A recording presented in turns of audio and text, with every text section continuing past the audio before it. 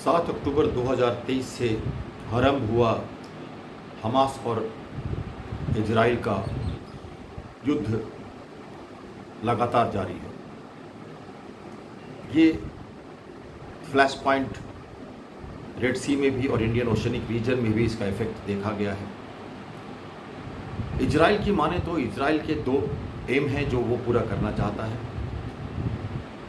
Hamas से छुटकारा Palestine का पूरी तरह से और हॉस्टेजेस को छुड़ाना, और इसके लिए जो भी ज़रूरत पड़ रही है वो लगातार करते जा रहा है। उसे हमास को ईरान की जो लाइन ऑफ रिएक्शन है हिजबुल्लाह हूती और हमास को लेकर एक टैसिट सपोर्ट प्रॉक्सी वार के रूप में ईरान करता रहा है, पर मेरा मानना है कि एक सिर्फ सिग्नलिंग और पॉस्चरिंग के रूप में है। लेबनान और हिजबुल्लाह भी कभी लगातार अपनी पूरी शक्ति के साथ इजराइल पर अटैक नहीं कर पा रहे। मिस्र और जोर्डान जैसे पड़ोसी देश भी इसमें सहायता नहीं कर पा रहे।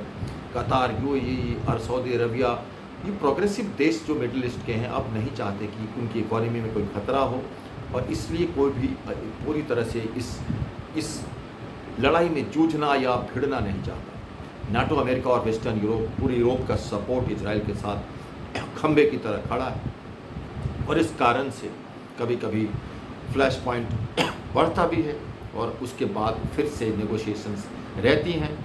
ट्रस्ट नहीं हो पा रहा, टेबल पे नहीं आ पा रहा है, क्योंकि नेतन्याहू एक शक्तिशाली लीडर के रूप में अपनी जो शर्तें हैं उससे पीछे नहीं हट रहे हैं।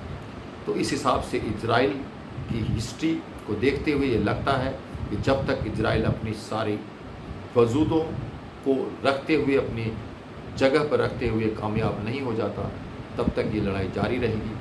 और भारत जैसे जो तटस्थ देश हैं, इनकी भूमिका इसमें बहुत बनती है, और कोशिश ये जारी है कि जल्दी से जल्दी युद्ध समाप्त हो। भारतीय नौसेना के लिए एक बहुत बड़े चैलेंजिंग सिचुएशन है ये, और हमें बहुत सतर्क रहने की ज़रूरत है। साउथ एशिया, अफ्रीकन कंट्रीज़, पूरे छोटे छोटे देशों पे भी इसका प्रभाव पड़ रहा है, और सी लेन्स ऑफ कम्युनिकेशन की सुरक्षा पर भी इसका बहुत प्रभाव पड़ा है।